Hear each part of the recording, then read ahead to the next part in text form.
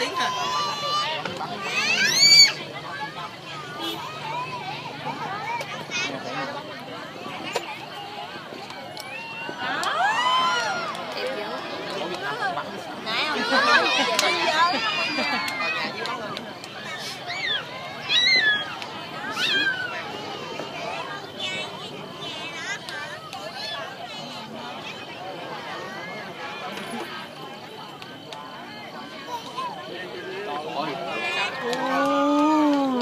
Hồi đầu một con cuối nó mới đẹp.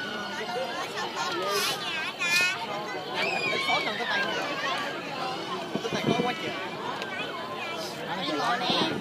Cái này có chiếc Phantom ngoài đây.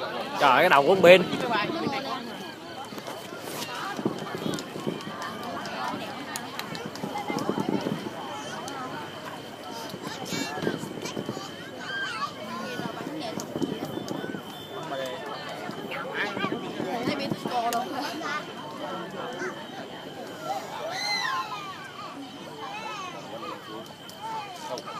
Mấy cái nhà mà ở dưới khối đó chắc khách khối đã luôn hả con?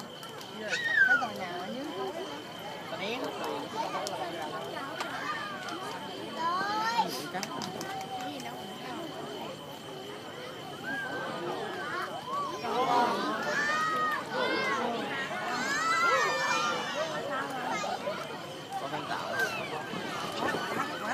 Số tộ, có số tộ, năm nay có số tộ. Mấy cái hàng lập trình trên máy tính á, lập trình sẵn xong rồi đứa cái nào là đẹp nó mới đưa cho gì cho bắn rồi lập trình sẵn viên nào ở đâu lập trình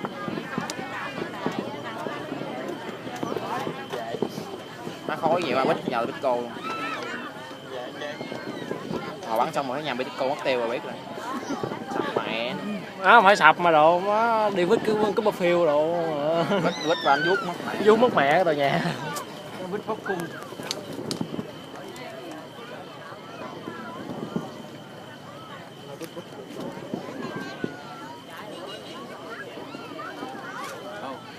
Bắn 3D đèn. rồi hết rồi. Đã màu gần là cái viên đẹp lên đó. Đó gần cái viên đẹp lên.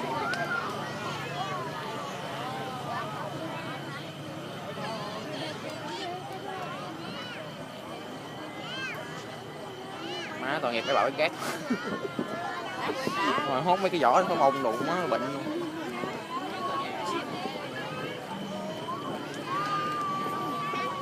Cái viên càng đẹp mà rác càng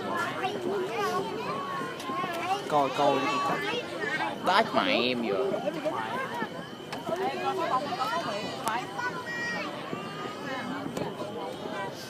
Không ở gì vậy đâu. Cùng má máy mình quay dâm quay gõ mày.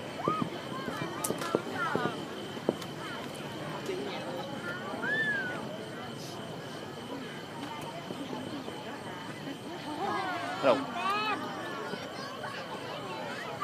Này coi biết tỏi mấy thằng nào không? Nè. Tỏi mấy thằng chèo á. Chịu bán nè. Mấy thằng chèo lên độ mới gắn pháo bông á.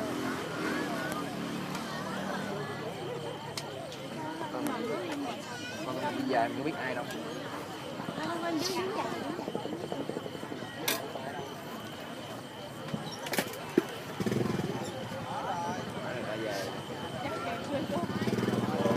Người bỏ cục. Cục bỏ chiếu đèn. Đúng mấy tỷ.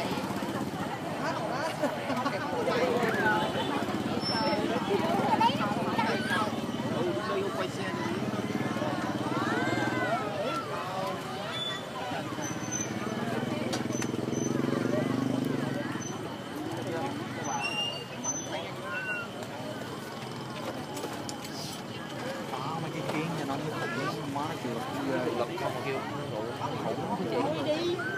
Nãy giờ tôi bây giờ nó pha cái gì đâu không bụi nữa mà đâu có lên làm đâu mà. Còn nhà nó mưa nó khoái lắm.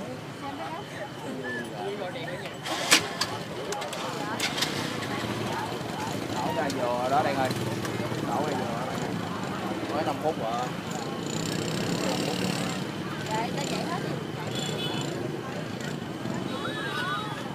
Giờ gì nó không đâu làm mẹ đâu.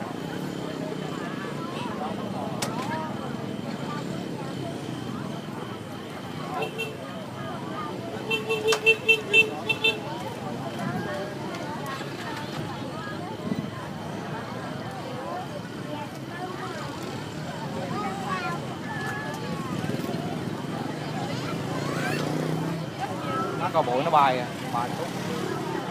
Thôi.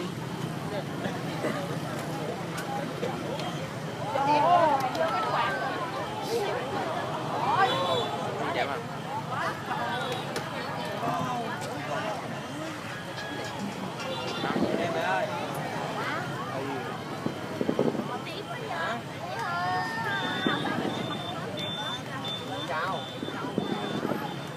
Lúa bắn hoài cũng chán, ra mấy này đẹp quá cái cầu.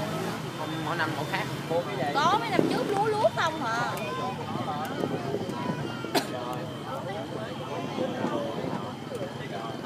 Có năm 11 đi 32 thì nó làm cái tim anh thôi. Cái năm bắn lên bò đầm da xì luôn.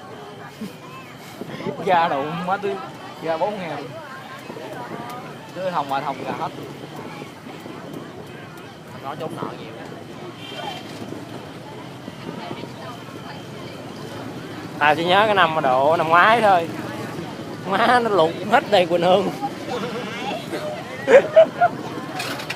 Xong nó quơi đủ bá, nó bỏ đổ thì em luôn.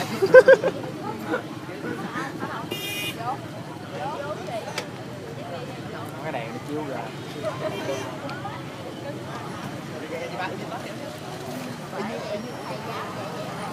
Đồ má nó hát nữa đẹp quá. Chỉ xong thấy cái chổi đống sáng hạ từ dưới nồi bếp rồi. Sử dụng máy. Rồi xong cái độ nó tự dưới đâu dưới lửa độ bốc lên ngược chạy lên ngược rồi Đẹp quá, vỗ độ. tay. Vỗ tay.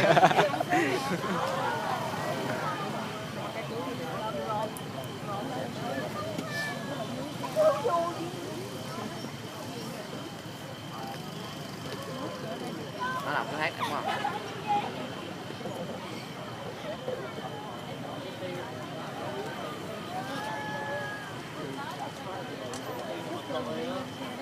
Đầu kia con có bông mấy chuyện với gái.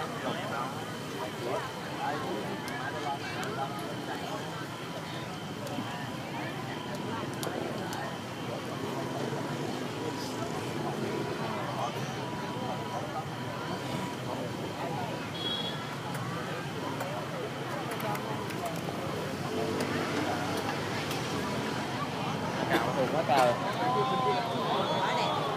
Nói gì cao lắm. Cao như giờ rồi. Để lâu không thấy. Nghĩ nói Việt Nam càng ngày đi lên đúng không?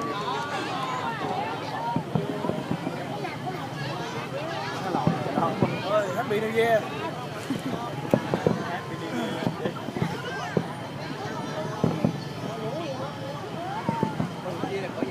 Má nó chơi lớn quá. Má bởi vậy độ má Sài Gòn chuẩn bị có biến nữa.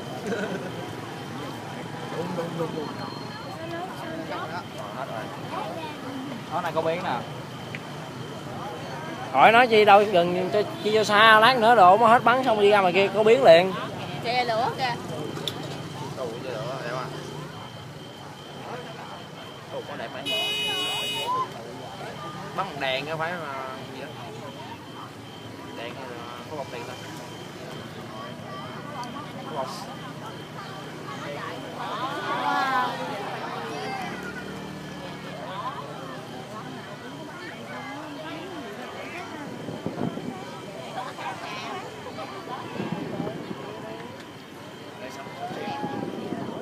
Mùi mưa rồi. Rồi. Gì đâu? Rồi. Chạy chứ. Gốc đi, gốc đi.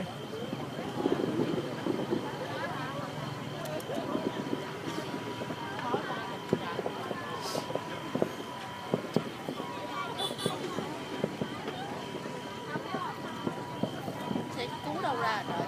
Còn gì viên bắn hết nữa.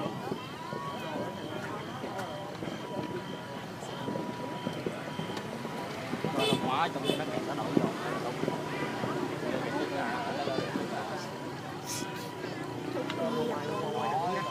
Chút sau về. Ê, chút đi ra ngoài kia về luôn hả? Về lại còn nhất Chút quẹo không, chút quẹo ngược ra đây nè, xong rồi đi vô An Phú á, học ngược ra. rảnh mà đi cho xa. Cái giờ ngoài đây nè thì cứng ngắc luôn á, dưới dưới là có tụi Không hiểm đâu ra đây đâu. tôi quẹo trên đây nè.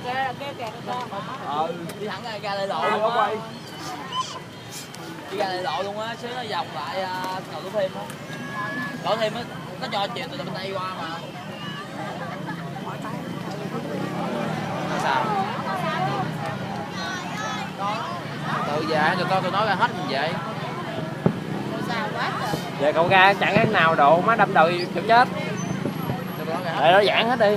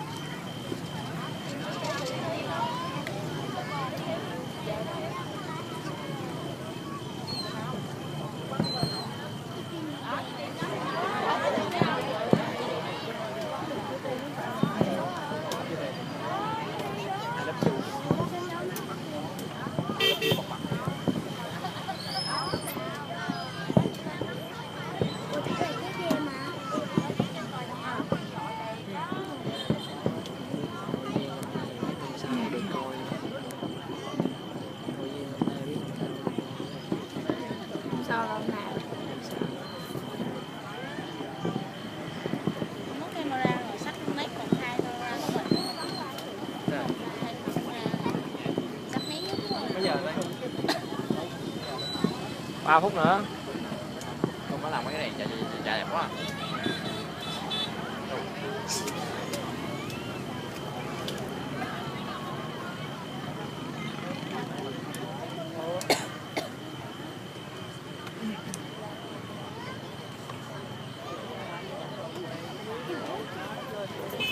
Nó bắn nó dưới luôn á.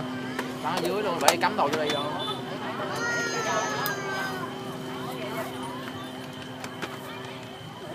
Còn gì cũ nó bắn cho nó đó.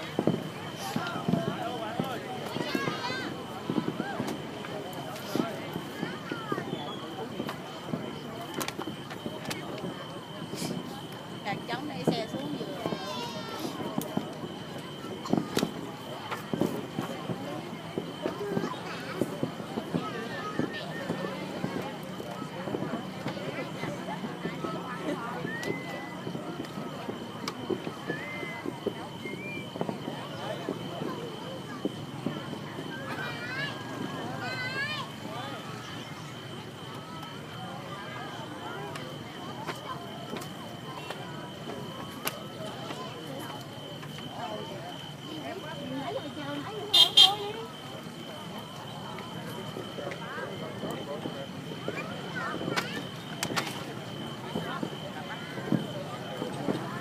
Mấy gì cũ nó bắn rồi.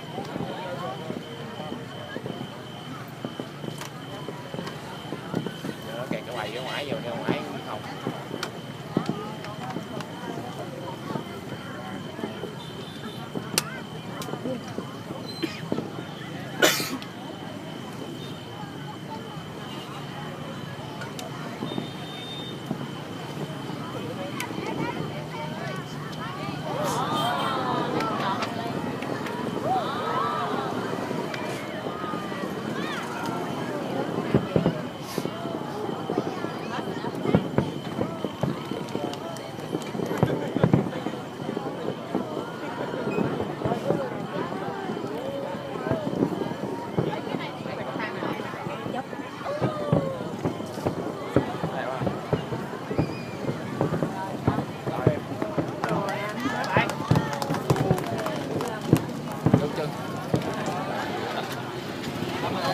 Kết thúc chương trình bài dài bước ra xì quét.